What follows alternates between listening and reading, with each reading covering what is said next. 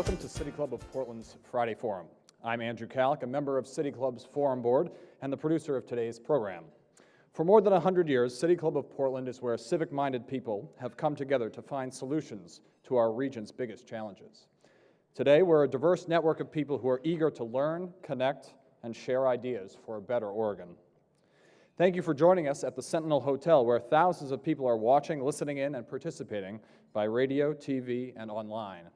Listeners are here via X-Ray FM's website and radio stations at 107.1 FM and 91.1 FM. Live viewers are watching on KGW's website, Facebook feed, and news app. And TV viewers will watch a recording of today's program via Open Signal's community media television stations. We are incredibly grateful for the support of our media partners in bringing Friday Forum to our community. In addition to City Club's valued media partners, our volunteers and staff enable us to put on Oregon's best civic programs every week. And we're proud to continue our Civic Scholars program, which brings local high school students to City Club to connect with the community and participate in civic dialogue. Today's Civic Scholars are from Jefferson High School. We are very grateful that you are here. Please join me in showing our appreciation to everyone who's made this event possible. Education funding, climate disruption, housing, prison reform, and a lot more will be on the table when the Oregon Legislature convenes in 11 days. Today, it is our great privilege to talk with several of the leaders in Salem who will help steer or stop major legislation in 2019. Joining us are Ginny Burdick, the Senate Majority Leader representing Senate District 18, Jennifer Williamson, the House Majority Leader representing House District 36, and Carl Wilson, the House Minority Leader representing House District 3. Here to interview our representatives is Dick Hughes, a journalist with a long career covering Salem politics, including many years as the editorial page editor at the Statesman Journal, and most recently as a columnist for the Oregon Capital Insider. Please join me in welcoming our guests.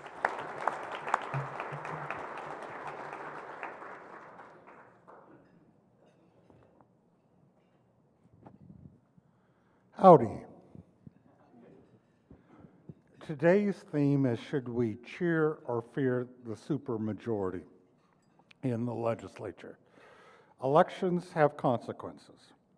And in the November election, the Democrats gained what is called a supermajority in each chamber. That is, they have 3/5 of the members in each chamber, which allows them to basically pass whatever they want without Republican votes, assuming the Democrats all stick together, which is never a sure case anywhere, let alone the legislature.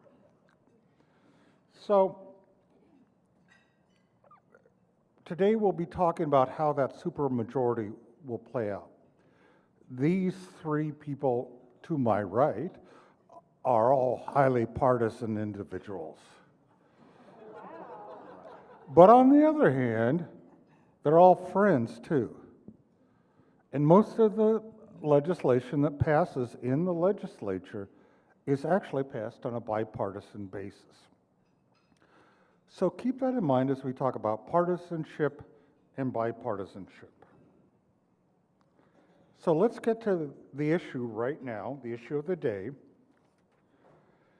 As I said, Democrats gained supermajorities. But it has been said that the function of democracy is to protect the rights of the minority. In the legislature, that minority is Republicans, who, by the way, represent most of the state when you look at it as far as geography. So my question, and let's start with Representative Williamson, and then just proceed. How will the legislature overcome the temptation to pass Democrats' agenda without heeding Republican concerns? Thank you, Dick, and thank you everyone for being here in City Club, and to our Civic Scholars from Jefferson. We had a moment to meet with them before, and these were fantastic students, and I hope they don't ask us all the questions because they'll be very difficult questions. So, Dick, I want to remind folks that each and every one of us in the State House represents 60,000 people. So regardless of our political affiliation, we all report to the same number of voters. And so we may have 38 Democrats in the state house, but our caucus is diverse almost as the state. We are definitely not a monolith, and as caucus leader, I don't know that I can count on us moving as a block on almost anything. So when we talk about supermajorities, there's a lot of assumptions in how folks will vote based solely on their partisan or party affiliation, and so that is not an assumption you can make on a lot of things. And I will say that regardless also of our party affiliation, we may disagree on policy, but I believe that absolutely every member of the Oregon legislature is there for the right reason. All 90 of us care deeply about this state, and we want to do the right thing by the citizens of Oregon. So I start by saying that because we work together as a team. If you look at the committee appointments that came out several weeks ago, even though there may be, we may be in a supermajority in both the House and the Senate, we have 3 chairs who are Republicans.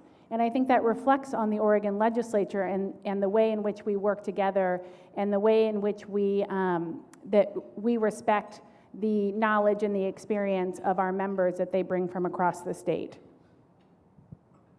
Representative Wilson?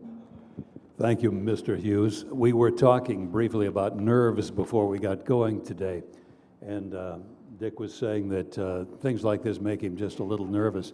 Let me tell you, from a guy from Grants Pass, driving in this city makes me nervous. That was the toughest part about this day, and that is that and finding a parking garage. We don't have any in Grants Pass. Thank you. Your district, much different than my own. And that's what we're talking about in the legislature. We're talking about a group of Republicans who represent the places where you vacation, typically speaking. And we'd like you to come. We really do. I want to say that how this session goes doesn't have too much to do with me or my caucus. We are the superminority. Certainly there are things that we can do to try to make a point, but long range, those don't do a lot unless you can use that time to motivate the folks in Red Oregon to dial in and tell the majority party what's wrong with what they're doing. But we don't have much to do with the success of this session, to tell you the truth, not the way I look at it. I will say this. Probably 85% of the things that we deal with are nonpartisan, and you never hear about us working together on those things. A prime example would be Senator Burdick and myself. Measure 91 passed. They put together a committee to build the framework for marijuana law in the state of Oregon. They invite me, and they invite Senator Burdick. Senator Burdick from upstate, me from Josephine County, and you've heard all about Josephine County, I know.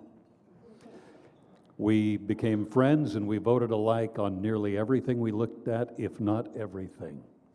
So that's the way it works. So our attitude is we're going to work with the majority party where we can, and when we have to oppose them because we're diametrically opposed on specific issues, we will do that, and we will do that to the best of our abilities. Thank you, and again, welcome to the Jefferson students. It was a great conversation before we started, and I look forward to your questions, I think. They're tough ones. I want to endorse everything that has already been said about the bipartisanship that we really try for in the Oregon legislature, and working across the aisle, taking into account all parts of Oregon and not just our own district. But in addition, I want to add the perspective of someone who actually came in the minority. When I first got elected to the Senate, I was in Representative Wilson's situation. I was at the wrong end of a 2010 split in the Oregon Senate. And I learned a lot from that experience. And I feel like the majority at that time, which was a super majority, they had a quorum without us, actually, and not to mention 3/5 vote. And I felt that, that we really were rolled, that we really were irrelevant. So when the Democrats worked their way up to a majority, we worked our way to dead even in 2003, and then into a majority in 2005. I felt very strongly I did not want to repeat the mistakes of the past. And even in situations, my first committee was the Judiciary Committee, which gets very controversial bills. And there were a number of times where, yeah, I had the votes, could have rolled the Republicans. Chose not to because we get better policy if we get other points of view. You know, I represent a district, this is also my district in addition to Representative Williamson's.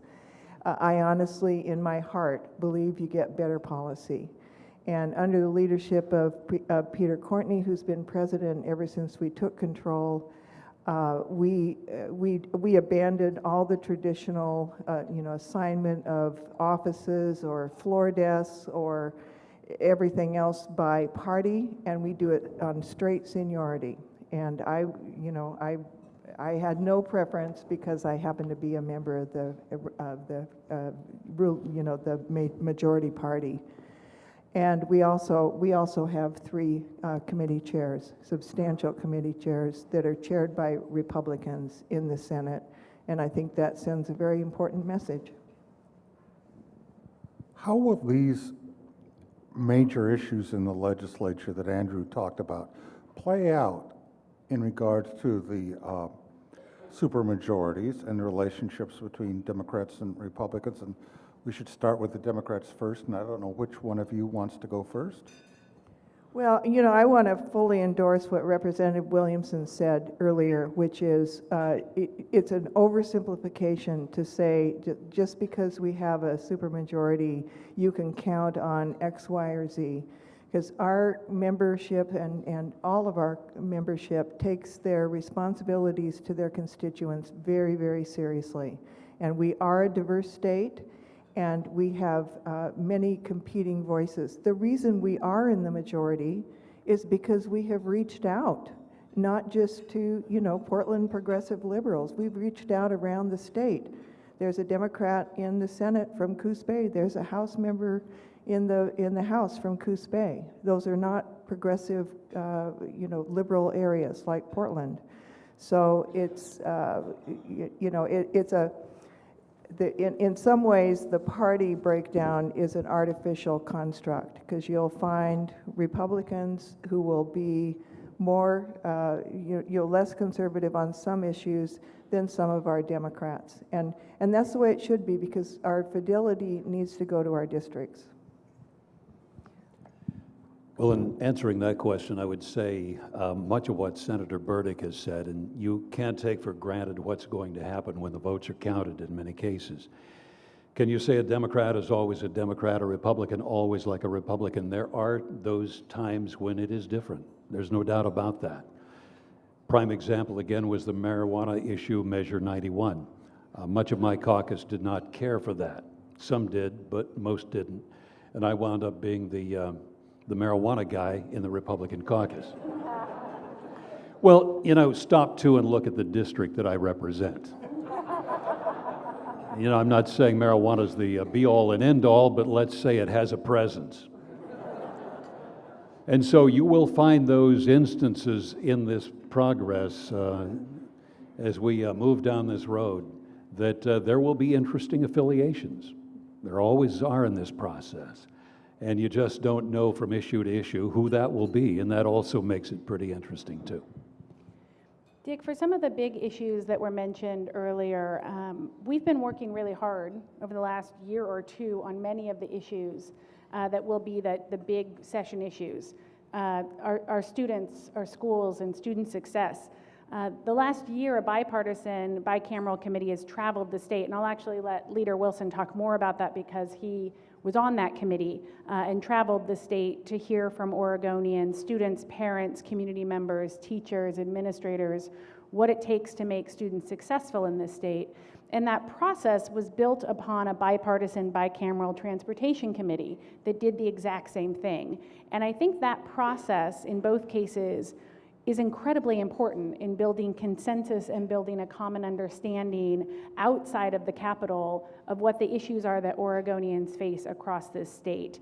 And I think when we put our time and energy into a good process like that, it becomes less partisan and more issue focused, and you do end up with maybe a different alignment of votes, as Leader Wilson said, than one might expect. When we're exposed to other parts of the states, other needs and issues, I think it obviously changes our perspective on things. And I think under the leadership, both the House, the Senate, Democrat and Republican in this state, we've been really committed to good process. And the Marijuana Committee is a great example, the Transportation Committee is a great example, and I think the Student Success Committee, which we are in the middle of right now, is a good example. Representative Wilson, before you talk about the Student Success Committee, what is the role of the minority party? Do you feel that the Republicans' voice is heard, listened to, respected, and involved as much as the majority party think the Republican voice is? No. That's my past experience. However, with that said, I do want to say that the role of the minority is to represent the red part of Oregon, and that's a lot of geography. And you know, we look at things differently in many cases, especially when it comes to money and fiscal responsibility. But back to the question, it's up to them. It truly is up to the Democrats as to how inclusive they want to be in this process. There's some things that we're going to ask for from an accountability standpoint, a lot of fiscal issues. Secretary of State puts out a lot of audits that really concern us when we read those, what they say. These are things that we need to speak up on behalf of. So we're just relying upon them. I mean, they have everything at their disposal. They can ruin our day or make our day as a party. And so we're just simply going to wait and see what they do. I do want to say that I have I think a great relationship with Speaker Kotek. We're just getting to know one another for the first time, really. It will not be an acrimonious relationship. And so I think we're going to have an interesting time together working on the things that concern you. But yes, we're waiting to see what our lives look like. The role of the minority is to let everybody know when the ideas are bad coming from the majority party, why they are bad and what we can suggest otherwise. Thank you. Let's plunge into education. And I'd like to start with you, Representative Wilson, talking about what the Student Success Committee did. And then the corollary questions I have for all of you is, the committee came up with a lot of ideas.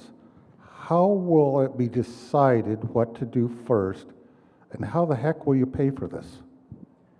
Thank you. I can't tell you who's going to decide what comes first. That's not my province. But nonetheless, in looking at what we saw, that's a great question. We saw a lot. We traveled the state for 9 months. We talked to all the stakeholders, beginning with the children and their parents, retired teachers, current teachers, school board members, members of the public. We saw we saw a lot of satisfaction in some corners of the state. People that really enjoyed their schools, they enjoyed their teachers, they liked the way things were going. There were a couple of pervasive issues that concerned all of us, and that was mental health. Some of our children are reporting to school in very sad condition. I'm not kidding you, very sad condition. We cannot ignore that. We've got to do something about that. A lot of facilities issues that were interesting. Of course, the legislature typically doesn't fund facilities, but we saw a lot of disparity in facilities from one community to the next. Measure 98 is a winner. We discovered that. The folks in Oregon did a wonderful thing when they voted in Measure 98 CTE and STEM.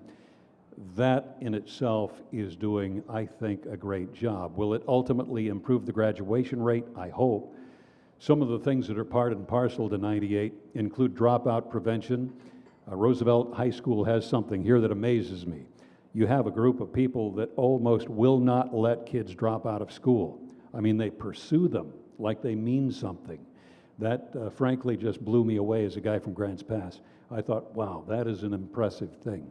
So as we look at the overall picture, mental health has got to be addressed. This is getting to be a real difficulty.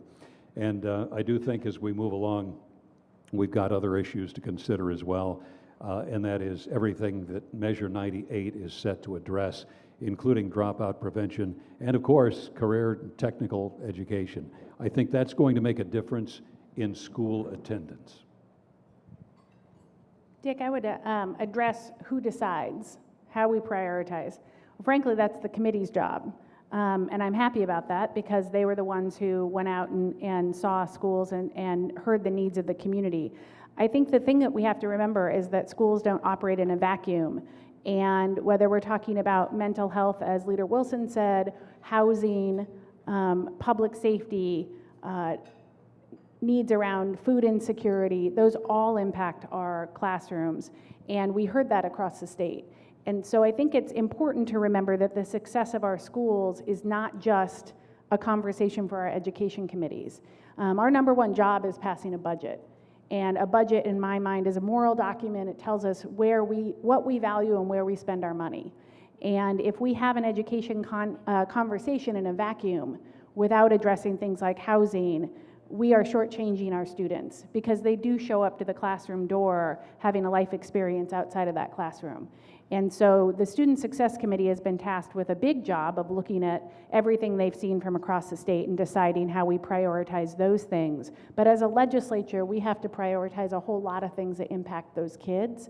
And it won't just happen in one committee, but the Student Success Committee will be the folks who sort through what they've seen and decide what comes first. Well, it'll be not just prioritizing what needs to happen, but how to pay for it. There will be a separate subgroup of the committee to consider revenue proposals. We have revenue committees on both the House and Senate side, but if you're going to see a revenue increase for education, it's going to come out of the Student Success Committee. And I talked to our Senate chairman yesterday, and he anticipates something along the lines of an increase in business taxes, hopefully as fair and as broad-based as possible, perhaps combined with a reduction in personal income tax rates. Since the passage of Measure 5 in 1990, the ratio between personal tax revenues and business tax revenues has flipped. And it's, you know, the corporate contribution to our tax system now is dramatically smaller than it was before Measure 5. And by the way, business did not support Measure 5, so don't blame them.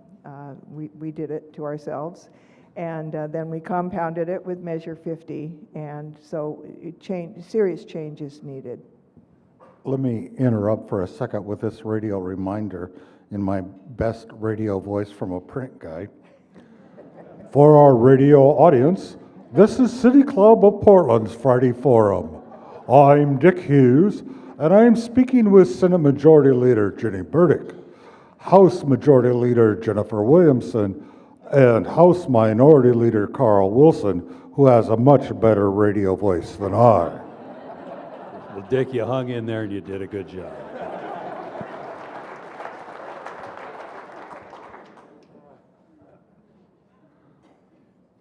You've talked a lot about the process. What are the hang-ups? Where will things go awry? Where could things go awry? What are the obstacles? You've written about them, most of them. There's not much new under the sun. People get very emotionally attached to the issues they're trying to do. This is an emotional process. This is a relationship process. People feel very intensely, and the longer we go on through the session, the more intense it gets. We are human beings, and we are citizen legislators. We have outside lives. We have to, given what we're paid. And so we're a very human organization. but we feel passionately about what we're trying to accomplish. And in the course of that, we build meaningful, lifelong relationships with people, sometimes the most unlikely people, like, for example, Burdick and Wilson, who combined efforts on marijuana, and really both of us went against type to get to where we were. And when I look at situations like that I've been involved with, the meth package, some of the gun safety legislation, I look at legislative miracles. Those are what keep me going, where people can come together and have an aha moment and do something really meaningful for Oregonians. I think things will go fine if we keep from getting personal. And passions lead to that. Sometimes they really do. A lot of high passions in that process. And so I think if we can keep it from getting personal, I think that we will do well. It's an unusual atmosphere, unlike anything that I have ever seen before. And you've got a number of people that come in with great convictions, really deep convictions. And when those convictions are quashed along the way, that can really hurt. That can really hurt. Gotcha stuff can really hurt. And so I'm really hoping that in this process, as far as leadership to leadership, we can refrain from the gotcha stuff, because that's not just a win, that's a hurtful win. And I've been in the majority before. I had three terms of that back in the old days. And I know what it's like to treat your vanquished with respect. And it goes a long way when you do it. I'm not saying we did it perfectly, but it was always truly on our minds. And so I think as long as we live by those kinds of credos, I think we'll do much better. Thank you. One of the issues that has always interested me is PERS, because I've been writing about it since 1970s, and I still don't understand it. So in the most recent edition of the Other Oregon magazine, I did a story about the effect of the PERS liability, actuarial liability, particularly on rural Oregon. It has a major impact because rural communities and schools generally don't have the local resources to raise taxes or raise fees to pay for PERS, and so they wind up disproportionately cutting jobs. So one of the questions that I would like to ask, and I have been asked to ask, is what is the legislature's responsibility in solving that issue on behalf of rural Oregon? There is vast silence. Well, I'll start, Dick. I think we have a responsibility of dealing with PERS regardless if we're a rural or urban legislator. So I think the resources in our communities to deal with the unfunded liability is no different if you're in a struggling community in an urban area or a struggling community in a rural area. I think we have been given we have had the courts respond to many of the things that we've done, so we know about what we can't do. I think that we will continue to explore ways in which we bring down our unfunded liability. I do want to address one piece of it, especially in talking about rural Oregon, which is, the benefits that go out through the PERS system are spent in our communities as well. And so I think it's a more complicated conversation. As you mentioned, you've been writing about it for decades and still don't understand it. Well, I'm barely hanging on myself as far as a full understanding of PERS, so as most of us are. But it really impacts our economics, our communities in a variety of ways, and that's what makes it so complicated, right, is that the levers, there's various levers, and you push down one and it impacts the other. And so we have our work cut out for us. We always have had our work cut out. I guess in the bipartisan nature of PERS, both Democrats and Republicans have led us to the place that we are in PERS, and so it's a mess that we've all created, and one that it's a complicated one that we have to solve together. In addressing PERS, you got to realize that PERS casts its shadow over everything financial in the legislature. It's very, very difficult to seriously consider monetary requests, and especially the large ones, when you realize that over 30% of that request will probably wind up going to try to satisfy the gaping hole which is PERS. And so my question about PERS is, okay, why haven't we done anything about this? We've known this is a problem for a really, really long time. And as I say, PERS casts its shadow over every monetary request. And so if the governor is going to request $2 billion for K-12 education, who is going to say, okay, I know we're going to lose a third of it off the table, but okay, I'll do that. And I'm here to tell you that's probably not going to happen. And until there's accountability here and some form of cost containment, this is going to affect the battle on the floor for every budget. It just has to happen.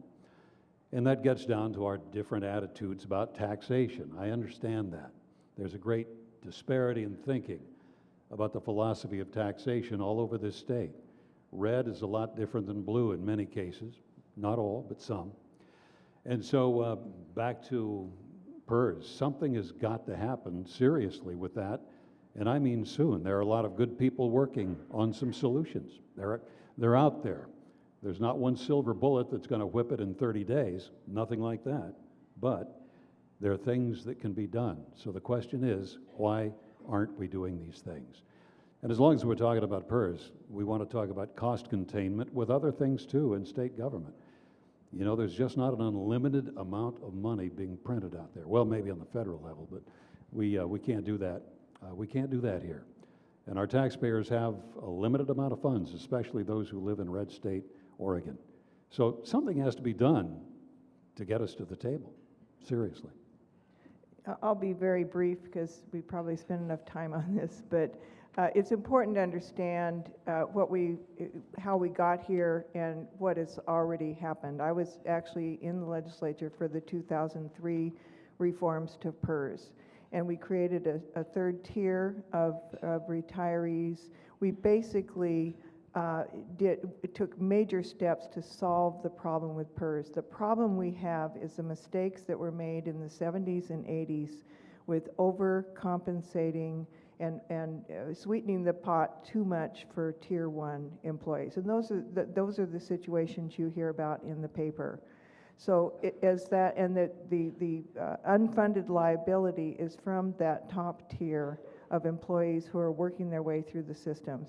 Now, we have taken steps to try to mitigate some of the money that's going out to that population, and everything we try in that regard has been thrown out by the Supreme Court. And so it's very frustrating for me. I have voted for all the reforms without exception, and it's very frustrating that we can't get a handle on, we can't fix the mistakes that we made in the past. We are stuck with them. But as time goes on, the situation with PERS mostly relieves itself. That doesn't mean we don't need to keep trying. We do need to keep trying. But I think it's important to know how we got here.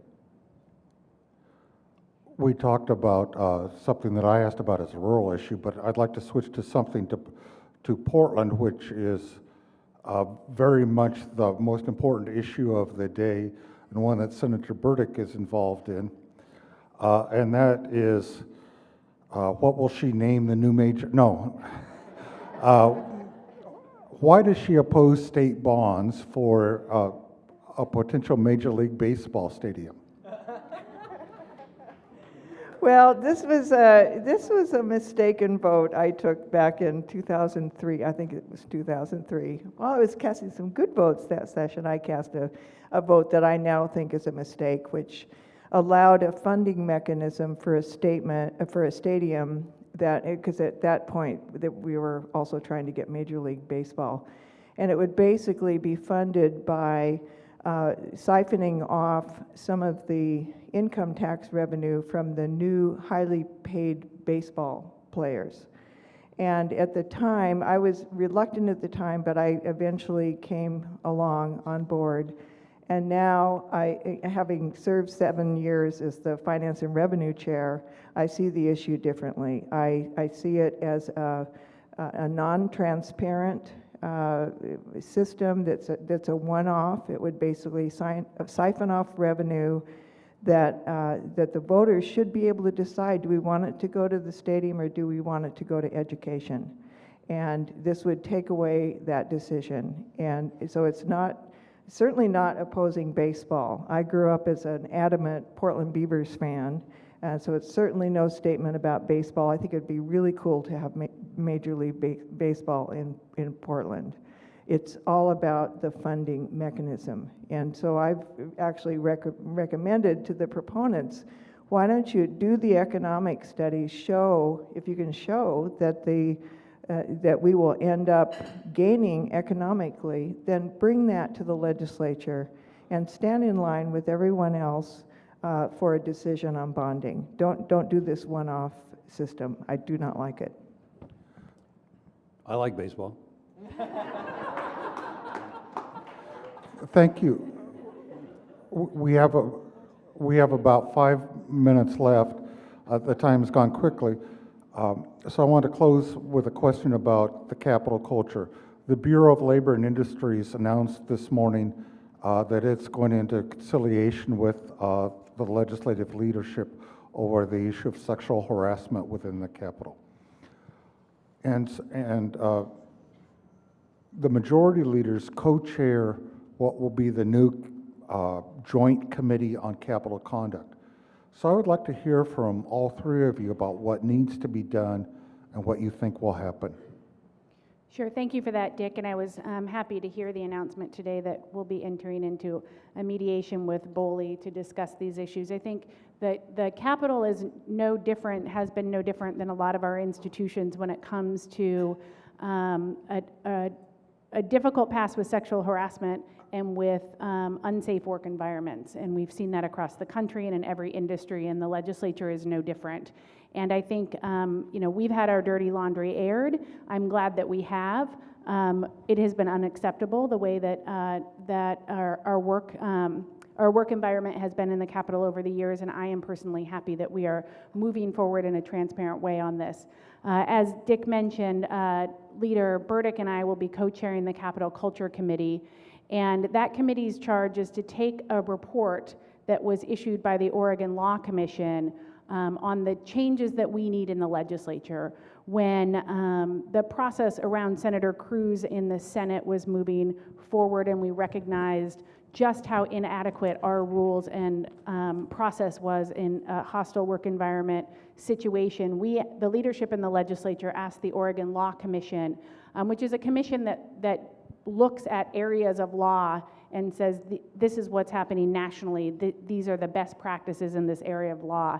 We've asked them to look at our rules and the statutes that govern us and give us recommendations, so that it was an independent third-party commission to look at those. I sit on the Law Commission but did not sit on the subcommittee that gave us the recommendations. We received that report in December. We'll, I'm sure, review the report again when we come into session, but the report gave us a path forward that I think is a good one and is a much more transparent and accountable one. And it includes things like creating an Office of Equity and Inclusion, which would be an independent office to not only do things like training in the Capitol, which is absolutely necessary both for our elected officials, our employees, the lobby, as well as others who are in the building on a regular basis, but also do independent investigations. And the legislature is a unique workplace in that every elected official is their own employer. And so it's difficult to look at employment law and say, this is how the legislature should run as an institution, because that's how a business would do it. We're just not structured that way. So we're in new territory.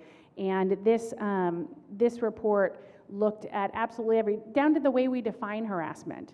and gave us recommendations on a better way to do it. So you'll be seeing that report being discussed in the committee. It is my hope that we move it very quickly because it includes changing our House rules. And traditionally, we vote on our House rules on the first day of session. So we'll be revisiting our House rules at some point during the session to update them once our committee has done its work. So I am confident with the members of our committee. I am confident with the work that the Law Commission did. And I am confident that we are taking this very seriously and that the Oregon Capitol needs to be a place where elected officials, their staff, our agency staff that work there, the lobby and the public all feel safe and know that it will be a welcoming place. Other quick comments on that? Yeah, we need a welcoming environment in the Oregon Capitol. And the Senate, there are two particular recommendations that were made that the Senate is going to adopt right away, even before the committee starts meeting. And the Law Commission concurred that we would be safe in doing that. We wouldn't have any unintended consequences. We're very serious about that. The issue that brought this to light happened in our chamber. We take that very seriously. And we are very serious about creating a welcoming environment for everyone in the Capitol, an environment where people can feel safe coming forward if they are being harassed or mistreated or if they feel like they're in an unfriendly environment, and that is our goal. What we have simply isn't working. And when something isn't working, you've got to come up with a better plan. And I think we're on the road to doing that. I'm very happy to be a part of the Capitol Culture Committee with my colleagues, and we will do good work. We truly will, and I'm thankful for the opportunity to do it. We do want that Capitol to be the right kind of place, and right now it's not, and there needs to be some changes made, and I'm confident that we'll find those. Thank you. Once again, for our radio audience, this is the City Club of Portland's Friday Forum, and we're going to transition into audience questions. I'm Dick Hughes, and we are speaking with Senate Majority Leader Jenny Burdick, House Majority Leader Jennifer Williamson, and House Minority Leader Carl Wilson. Let's go to the audience now for some questions. Everyone watching or listening is welcome to ask a question, unless you've downloaded this as a podcast and it's too late.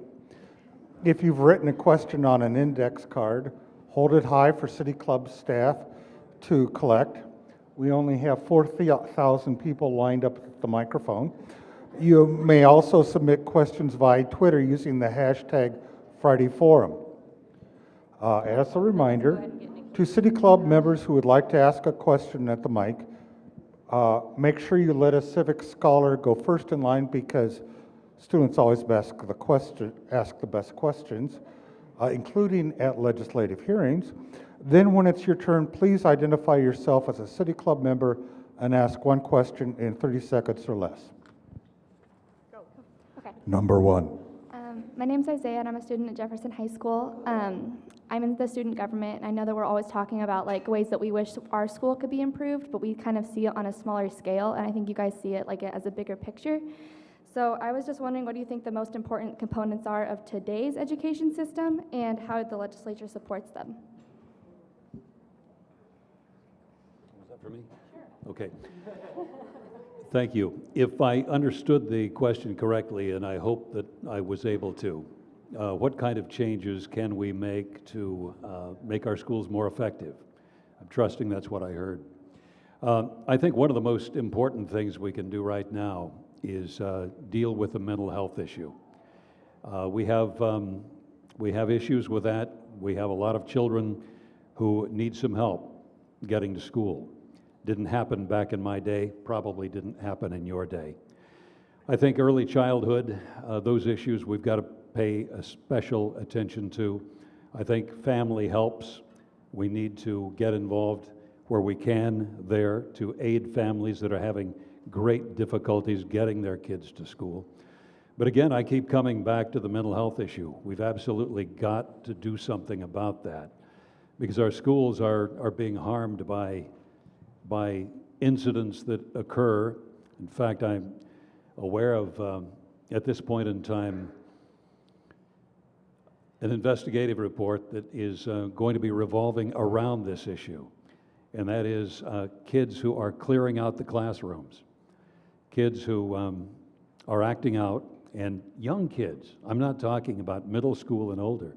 I'm talking about the very young kids, many of them who are acting out, and as a result, the classrooms have to be emptied of the other students, which really hurts the educational process. So that's just an example of the kinds of things I think we need to pay attention to help our schools be more effective. There are many other things, but those are top of mind for me. Thank you. I would add to that, and I agree with Leader Wilson, that supporting our students and getting them the services they need is incredibly important, but it's also incredibly important to support our teachers and get them the resources they need and respect the profession of teaching as a profession to ensure that people can afford to be teachers, especially with the debt burden that students have coming out of a master's program, and ensuring that it's a profession that people can choose and stay in through their professional career. Thank you. City Club member, I'm wearing orange today in honor of National Human Trafficking Awareness Day, and I want to thank Ellen Rosenblum for our ceremony this morning honoring people who work against human trafficking. This last Wednesday, we also had our 10th anniversary on human trafficking events at Kel's Irish Pub, and Senator Lou Frederick came and Senator Mike Demrow, and we had staff from Alyssa Kinney Geyer's office, and we asked them, so I'm asking you the same question, will you be willing to support legislation that makes it hearsay evidence for human trafficking victims, which we already have for domestic violence victims, and also if people are not old enough to decide to smoke or drink until they're 21, can we get legislation to not allow them to strip dance until they're at least 21? Thank you. Well, I am aware of the hearsay exception bill, and of the draft I've seen, I'm supportive of it. So bills are just up now online. There are thousands of them. Feel free to read them this weekend. So I would say it's early to comment on drafts because we haven't seen them yet, and as with everything, the devil is in the details. But I do know of that work, and I'm supportive of that work, and as chair of the Judiciary Committee, we know we're having hearings on that. We have a question submitted by the audience. We have a number of great questions.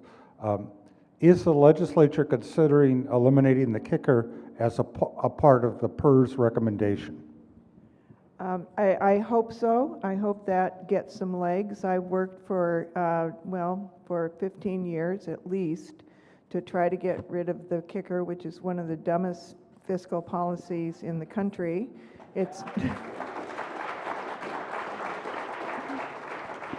it's not coincidental that no other state has adopted it, and so I would support any solution to the kicker that involves taking it and putting it either in a rainy day fund or toward the PERS liability. In other words, not using it as a one-time startup for a program that we won't be able to sustain, but put it into our fundamental structural needs, whether it be the rainy day fund, the educational stability fund, or the PERS liability.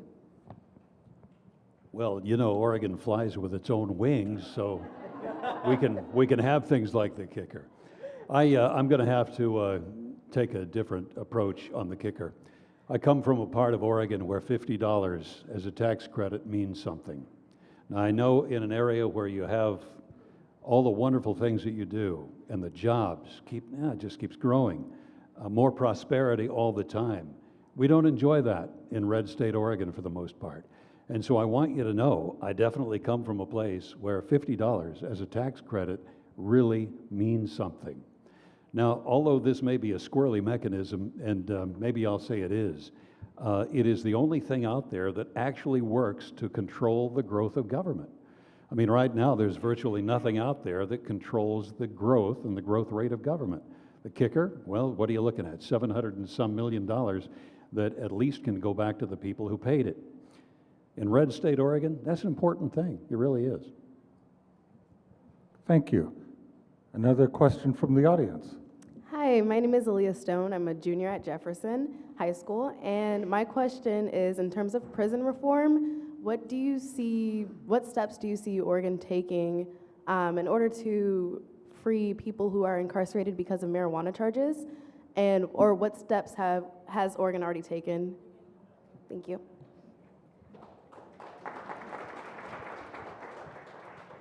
Well, I would actually defer to my marijuana committee experts on the expungement of marijuana, or at least the way in which we've dealt with past crimes. I do know that there is legislation pending or being introduced for expungement of marijuana convictions off of folks' records, because those convictions for things that are now legal, activities that are now legal, often lead to the inability to get public assistance, housing, jobs. It's a long-term issue around access. And so we're working on issues not only around expungement for marijuana, but expungement generally. It is an incredibly complicated part of the law in Oregon, and something that needs to be revisited in its entirety, so that folks know how to get convictions on their record, that they have a right to have expunged, actually expunged, and that they can afford to do it. It actually costs quite a bit of money to go through an expungement process.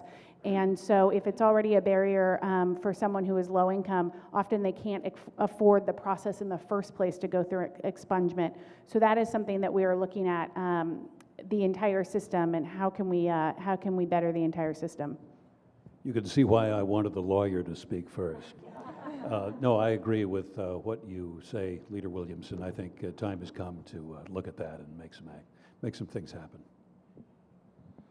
We have another audience question, this one for Representative Wilson. How would you or the Student Success Committee define student success? Great question. Right now, we just define it as getting a kid through school, and that's proving difficult here in the state of Oregon. And I don't know why it should be, but it is. So initially, it is getting them through the system. It is improving the system. It's making it more child and parent friendly.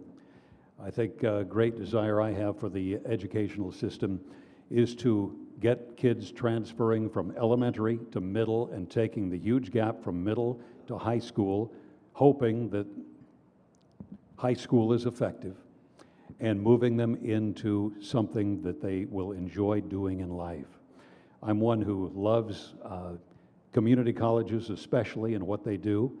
I'm a great supporter of them, and I love relationships between high schools and community colleges. And when we can continue that movement smoothly from middle school to high school to community college and on, I think we're going to be turning out some great folks in our workforce, people that we very, very badly need. Long question, but that's how I look at success in part. Thank you. Another audience question? I'm Kathy Moyd, City Club member, and I'm also a member of the Citizens Climate Lobby, which one of their major positions is that climate change should not be a partisan issue. And so I would like to know whether the Green Jobs Bill and any other climate legislation is really being worked on a bipartisan basis in the legislature. Thank you. We have a joint committee on climate in the House and Senate. We're taking it very seriously. Our model is the Transportation Joint Committee that was very successful. This is not a partisan issue. Climate change is not a partisan issue. It is a survival issue. Maybe not for us, but for our children and grandchildren. It is a survival issue. And if you look at the impacts in Oregon, and you look at the effects of the wildfires in Southern Oregon, the Shakespeare Festival had to lay off 16 people because of these wildfires. They are directly connected to climate change. If you look at the impact on the ocean, the New York Times just had a story on the fact that the ocean warming is 40% worse than we had thought 5 years ago. And you look at the impact on the coral reefs, on the fish migration, and you move forward, and you've got social unrest, you've got international conflicts This is a very serious problem. Oregon currently produces more greenhouse gases than 116 signers of the Paris Climate Agreement. And we have to do our part, and we are very serious about it. One thing I would add briefly, and that is at what price? You've got some things to consider here, and that's the fact that you've got a number of people all over this state who have to do a tremendous amount of driving to do what they do. All of us heat our homes. And my concern about some of the climate change legislation, as I have seen it so far, is it really doesn't give the proper credence to those people who will be affected greatly by the cost of what we're doing. I know there are people on a bipartisan basis working to mitigate the cost of this because the cost is going to be very high. It will undoubtedly affect the prices that you pay to heat your home, to drive your automobile. People in the trucking industry, which is a very necessary industry in this state, are going to have great difficulty staying in business if we don't mitigate the costs of this. So we can't just simply go crazy because this has an effect on people in the real world. And we got to remember those. I mean, again, we're here to do things for all of Oregon. And let's remember red state Oregon when you look at policies like this. And on that note, our time is up, and we'll have to pause the conversation for now. Please join me in thanking Andrew Culloch for producing today's program, the Civic Scholars from Jefferson High School for participating, and all of our panelists for taking the time. Thank you so much. We are adjourned.